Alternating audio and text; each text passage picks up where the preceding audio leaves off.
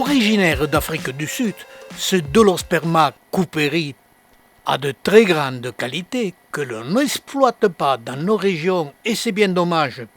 Je l'ai chez moi depuis plus de 30 ans et chaque année au printemps elle redémarre en se divisant par une multitude de tiges qui à chaque sommet donnera une fleur.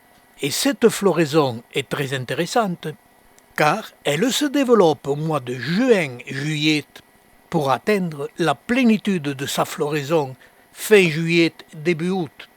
Cette floraison, qui dure plus d'un mois, intéresse les insectes butineurs, car juillet et août, les fleurs dans nos régions se font de plus en plus rares.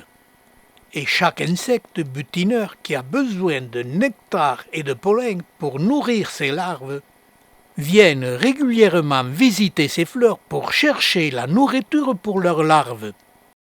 Chez nous, les Dolosperma cooperi donnent très peu de nectar, mais ces fleurs sont visitées par les abeilles pour la récolte du pollen, car au mois de juillet et août, elles ont besoin d'une grande quantité de pollen pour nourrir leurs larves.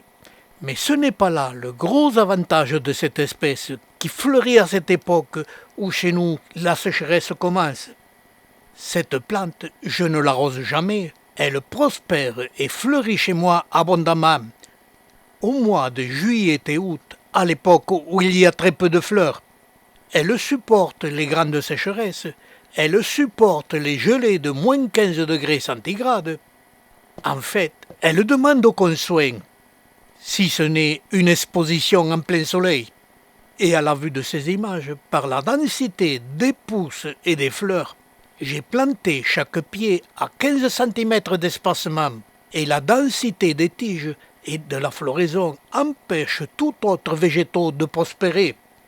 Et je n'interviens presque jamais pour enlever les mauvaises herbes, dont cette plante demande vraiment peu de soins. C'est une espèce qui est formidable dans nos villes pour la floraison de nos ronds-points. Pas d'arrosage, très peu de soins. Avec cette floraison si dense sur les ronds-points, on peut écrire le nom de la ville, qui sera flamboyant juillet et août et verdoyant le reste de l'année. Autre qualité, la multiplication de cette espèce est vraiment très facile. Le semis, pas de problème, mais plus délicat. Par contre, la multiplication par bouturage est d'une simplicité enfantine. Au mois de mai, sectionner des tiges avant qu'elles ne fleurissent, les laisser sécher à l'ombre entre 10 et 15 jours, puis les mettre en pot, en tenant la terre humide jusqu'à ce que les plantes reprennent vie.